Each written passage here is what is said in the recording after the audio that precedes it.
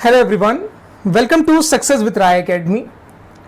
Competitive exam की जब आप प्रिपरेशन करते हैं तो ये मानकर चलिए कि आपको सभी सब्जेक्ट्स इक्वल क्लियर करने होते हैं और इक्वल तैयार करना होता है। कोई भी एक सब्जेक्ट ऐसा नहीं होता है जिसकी दम पर आप कोई भी कॉम्पिटिटिव एग्जाम निकाल सकें। बहुत से स्टूडेंट की मैथ अच्छी होती है लेकिन इंग्लिश वीक होती है, तो क्या वो एग्ज़ाम क्लियर कर पाएंगे? बिल्कुल नहीं। अगर हम बात करें कि ऐसे विद्यार्थी जिनका किसी एक सब्जेक्ट, दो सब्जेक्ट या तीन सब्जेक्ट पर भी कमांड है, तो वो कॉम्पिटिटिव एग्जाम नहीं निकाल पाएंगे, क्लियर नहीं कर पाएंगे। इस समय इतना ज़्यादा कंपटीशन बढ़ गया है कि सभी क्षेत्रों में पारंगत होना बहुत आवश्यक है। तो आज हम उसी टॉपिक को यहाँ पर कवर कर रहे हैं कि कॉम्पिटिटिव एग्ज़ाम के लिए हम मैथ कैसे तैयार करें। इससे पहले हमने इंग्लिश के बारे में बात कर ली है, वो वीडियो आप प्लेलिस्ट में जाकर देख सकते हैं या फिर वो कल अपलोड किया गया है, तो आपको वीडियो वाले सेक्शन में भी वो देखने को मिल जाएगा। आज जो हम टॉपिक कवर कर रहे हैं वो है कि कॉम्पिटिटिव एग्ज़ाम के लिए हम मैथ कैसे तैयार करें।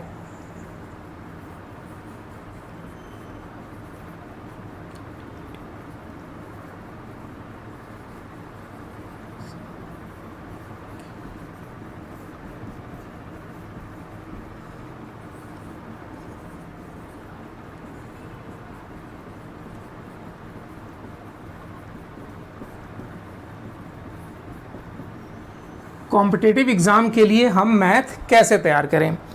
एक्चुअल में होता क्या है कि जो स्टूडेंट जिन्होंने इंटर या फिर ग्रेजुएशन बायो से किया होता है या फिर उन्होंने आप कह सकते इकोनॉमिक्स ली हुई होती है, तो उनके लिए ये जो सेक्शन होता है वो एक फोबिया के तौर पर उनके पीछे पड़ जाता है और वो ये सोच के चलते हैं कि क्या मैं मैथ को कॉम्पिटिटिव एग्ज़ाम के हिसाब से तैयार कर पाऊँगा, क्या मैं एडवांस मैथ को जो एसएससी में पूछी जाती है उसको प्रिपेयर कर पाऊंगा। तो ये ऐसे सवाल हैं जिनका आज आपको जवाब मिल जाएगा। सबसे पहले मैं आपको ये बता दूं, पहला पॉइंट ही हम ये लेते हैं कि आर्ट साइड वाले स्टूडेंट क्या करें। देखिए, होता क्या है कि जो बच्चों जिन स्टूडेंट का जो बैकग्राउंड होता है वो मैथ का होता है, तो उनको थोड़ा सा प्लस पॉइंट हम मान सकते हैं। लेकिन आपने देखा होगा कि कई ऐसे उदाहरण हैं, एग्जाम्पल हैं, जिनका इंटर में और ग्रेजुएशन में बायो रहा था और उन्होंने एसएससी में टॉप किया है या फिर उन्होंने और भी जो एग्ज़ाम होते हैं उनमें टॉप किया है। ये बहुत बड़ा एक जवाब है उनके लिए जो मैथ का फोबिया बनाते हैं कि मैं आर्ट साइड से हूँ या किसी अमुक सब्जेक्ट से हूँ, इकोनॉमिक्स से हूँ। तो बस अंतर इतना है कि उनका टच थोड़ा ज़्यादा रहता है, आपको थोड़ा बिगनर्स के तौर पर मेहनत करनी पड़ती है, लेकिन ये असंभव नहीं है। बहुत से ऐसे स्टूडेंट हैं जिन्होंने माइलस्टोन इसमें तय किया है, आप उनके इंटरव्यू देख सकते हैं, यूट्यूब पर भी आप सर्च करेंगे तो आपको मिल जाएगा। तो मन से ये निकाल दीजिए कि मैं आर्ट साइड हूँ तो क्या मैं मैथ को क्लियर कर पाऊँगा, ये बिल्कुल मन से निकाल दीजिए। तो यहाँ पर ये क्लियर हुआ कि जो मैथ पोर्शन है वो सिर्फ मैथ वालों के लिए ही नहीं है, आर्ट साइड वाला भी स्टूडेंट मैथ की तैयारी अच्छे से कर सकता है। मैथ का फोबिया ना बनाइए। दूसरा है कि शुरुआत कैसे करें। शुरुआत कैसे करें। जो बिल्कुल ही नए स्टूडेंट हैं, मैं ये मानकर चलता हूं कि आप में से बहुत से स्टूडेंट जो होंगे वो नए स्टूडेंट होंगे और उनको ये समझ में नहीं आ रहा होगा कि मैं तैयारी कहाँ से स्टार्ट करूं, मैथ को कहाँ से स्टार्ट करूं। तो उनको मैं बता दूं, सबसे पहले आप सिलेबस को देखिए, कौन कौन से चैप्टर आ रहे हैं आपके सिलेबस में, मेंसुरेशन उसमें है या नहीं है, एडवांस मैथ है या नहीं है। पहले इसको आप देखिए। एसएससी में तो एडवांस मैथ है, ये तो क्लियर है। उसके बाद शुरुआत कैसे करनी है, आप बिल्कुल बेसिक से शुरुआत करिए। नहीं समझ में आ रहा है बेसिक भी तो थ्योरी से शुरुआत करिए, थ्योरी भी नहीं समझ में आ रही है तो एनसीईआरटी से शुरुआत करिए। यानी कि 3 आपके पास चक्र हो गए। सबसे पहले आपको एनसीईआरटी पढ़ना है। अगर बिल्कुल ही मैथ नहीं आती तो मैं ये बात कर रहा हूँ। एनसीईआरटी के बाद आपको बेसिक मैथ पर जाना है। उसके बाद आप इसके बेसिक या फिर थ्योरी भी पढ़ सकते हैं, उसके बाद आप प्रैक्टिस करिए और फिर इजी टू मॉडरेट लेवल की तरफ जाइए।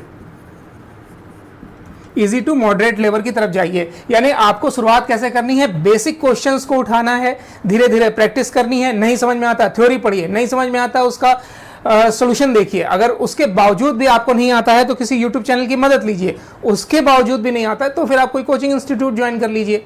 कई रास्ते हैं, लेकिन ये चीज़ बोलना कि मैं सिर्फ वीक ही रह जाऊंगा, ये चीज़ गलत है। मैथ बहुत टफ नहीं है, लेकिन ये मान के चलते हैं कि थोड़ा कैलकुलेटिव है। इसमें आपका जो आंसर आ रहा है वो ऑप्शन से मैच करना चाहिए, वरना आपका समय बर्बाद हो जाएगा। इसलिए थोड़ा प्रैक्टिस करिए। तीसरा पोर्शन हम ले रहे हैं, थर्ड पोर्शन यहां लिख देता हूं मैं, प्रैक्टिस। जितनी ज़्यादा आप प्रैक्टिस करेंगे आप सक्सेस के उतने करीब आते जाएंगे। आपकी कैलकुलेशन एकदम क्लियर होती जाएगी, कोई त्रुटि नहीं होगी। प्रैक्टिस जितनी ज़्यादा आप करेंगे उतना सुधार आपकी कैलकुलेशन में होता जाएगा। अब प्रैक्टिस कैसे करनी है? प्रैक्टिस में शुरुआत आप कर सकते हैं सिंप्लीफिकेशन से। आप शुरुआत सिंप्लीफिकेशन से कर सकते हैं। उसके बाद आप अप्रॉक्सीमेट क्वेश्चन से कर सकते हैं। और इसके बावजूद आपको अगर फिर भी दिक्कत हो रही है तो आप नंबर सीरीज को भी ज्वाइन कर सकते हैं, नंबर सीरीज को भी सॉल्व कर सकते हैं। यानी प्रैक्टिस सबसे ज्यादा जरूरी है। ग्रुप बनाइए, 4-5 स्टूडेंट का ग्रुप बनाइए, सहपाठियों का, उसमें सिंप्लीफिकेशन वर्बली सॉल्व करने की कोशिश करिए। अगर स्क्रीन पे या क्वेश्चन पेपर में या बुक में आपको सिंप्लीफिकेशन मिला तो पहली कैलकुलेशन आपके माइंड में स्टार्ट हो जानी चाहिए। यह सबसे बड़ा इसमें पॉइंट है। तो प्रैक्टिस जितनी ज्यादा आप करेंगे कैलकुलेशन आपकी उतनी सुधरेगी, और कैलकुलेशन जब सुधरती है तो मानकर चलिए आप हर क्वेश्चन में 5 सेकंड बचाते हैं। और अगर हर क्वेश्चन में 5 सेकंड बचाते हैं तो आप कैलकुलेट कर लीजिए कि आप, अगर कैलकुलेशन आपकी सही रहती है, फास्ट है कैलकुलेशन, तो आप कम से कम 10 मिनट तो बचा ही सकते हैं सिर्फ मैथ के पोर्शन में। और वो 10 मिनट कहीं ना कहीं आपको दूसरे सब्जेक्ट में हेल्प कर देंगे, या फिर किसी क्वेश्चन में आप जूझ गए हैं, जुझारू प्रत्याशी बन गए हैं, तो भी उसमें वो मदद कर देगा। तो यहां पर आपको ज्यादा से ज्यादा प्रैक्टिस करनी है। चौथा पॉइंट है कि अपडेट रहिए। अपडेट रहने का मतलब यहां पर यह है कि जो नए क्वेश्चन आते जा रहे हैं आपके सिलेबस में, आपके पैटर्न में और एग्जाम में, उससे आप अपडेट रहिए। जो नए एग्जाम हो रहे हैं, पिछला जो एग्जाम हुआ या हाल फिलहाल में जो भी एग्जाम हुए हैं, उस सेक्टर से रिलेटेड एग्जाम हुए हैं, उनके मैथ के क्वेश्चंस को देखिए। क्या उसमें कुछ नए टाइप के क्वेश्चन आए हैं तो उस पर भी फोकस करिए, उस टाइप के क्वेश्चंस को सॉल्व करिए। यानी कि अपने आप को हमेशा अपडेट रखिए कि अगर कोई नए टाइप का क्वेश्चन आ रहा है तो उसको सॉल्व करिए। पांचवा है डीआई पर सबसे ज्यादा फोकस करिए। डाटा इंटरप्रिटेशन पर आप सबसे ज्यादा फोकस करिए। ये डीआई एक ऐसी चीज है, एक ऐसा पोर्शन है, एक ऐसा पार्ट है, अगर आपने इसको सॉल्व कर लिया तो चुटकी में आपके 5 नंबर आ जाते हैं। और अब तो आप जानते हैं कि डीआई कम से कम 2 डीआई तो आती ही आती हैं। कोई भी एग्जाम हो, आईबीपीएस, एसएससी का कोई भी एग्जाम हो, 2 डीआई आती हैं। तो 10 क्वेश्चन आते हैं, यानी कि 10 नंबर आपके पक्के हो गए। पक्के मतलब पक्के हो गए। तो डीआई पर ज्यादा फोकस करिए। डीआई में भी अपडेट रखिए अपने आप को। कभी कभी क्या होता है कि 2 चार्ट वाली भी डीआई आती है। 2 चार्ट यहां पर मैं लिख देता हूं, शायद नीचे नहीं दिख रहा होगा। 2 डीआई वाली भी आजकल डीआई आती है, आपको पता ही होगा, बताने की आवश्यकता नहीं है। तो अपडेट रहिए, ज्यादा से ज्यादा डीआई को सॉल्व करिए। डीआई भी कैलकुलेशन फास्ट करने का एक अच्छा स्रोत और माध्यम है। उसके बाद अब हमें सब्जेक्ट या फिर जो चैप्टर हैं उनको कैसे करना है। चैप्टर की शुरुआत आप नंबर सिस्टम से करिए। नंबर सिस्टम से आप चैप्टर की शुरुआत करेंगे तो आपका इंटरेस्ट जगेगा, क्योंकि नंबर सिस्टम एक ऐसा चैप्टर है जिसमें थोड़ी सी रीजनिंग भी यूज होती है, थोड़ा सा आपको कैलकुलेटिव माइंड लगाना पड़ता है, अपनी तर्क की शक्ति को बढ़ाना पड़ता है। तो नंबर सिस्टम से शुरुआत करिए। उसके बाद आप परसेंटेज, फिर profit and loss, ratio and proportion, फिर आप जा सकते हैं वर्क एंड टाइम पर, फिर टाइम एंड डिस्टेंस पर। इस तरीके से आप चैप्टर को पढ़ते जाइए। बिल्कुल बेसिक क्वेश्चन करिए, उसके बाद आप बेसिक से इजी पे जाइए, इजी से थोड़ा सा मीडियम क्वेश्चन पर जाइए और फिर मॉडरेट पर चले जाइए। तो ये एक तरीका होता है जिसमें आप अपनी मैथ को अच्छा कर सकते हैं। और अगर मैथ अच्छी होगी तो ये मानकर चलिए आपकी रीजनिंग स्वतः ही अच्छी हो जाएगी। तो अब आपको इस चीज़ को फॉलो करना है और ये फोबिया मन से निकाल दीजिए कि मैं आर्ट का विद्यार्थी हूं तो मैं ये कर नहीं सकता हूं। मैथ बहुत इजी चीज़ है, बहुत से अच्छे वीक स्टूडेंट मैथ में अच्छा कर जाते हैं। कई उदाहरण भी आपको यूट्यूब पर देखने को मिल जाएंगे। तो आज से आप इस पर फोकस करिएगा। और ये वीडियो कैसा लगा जरूर बताइएगा। वीडियो देखने के लिए बहुत बहुत धन्यवाद।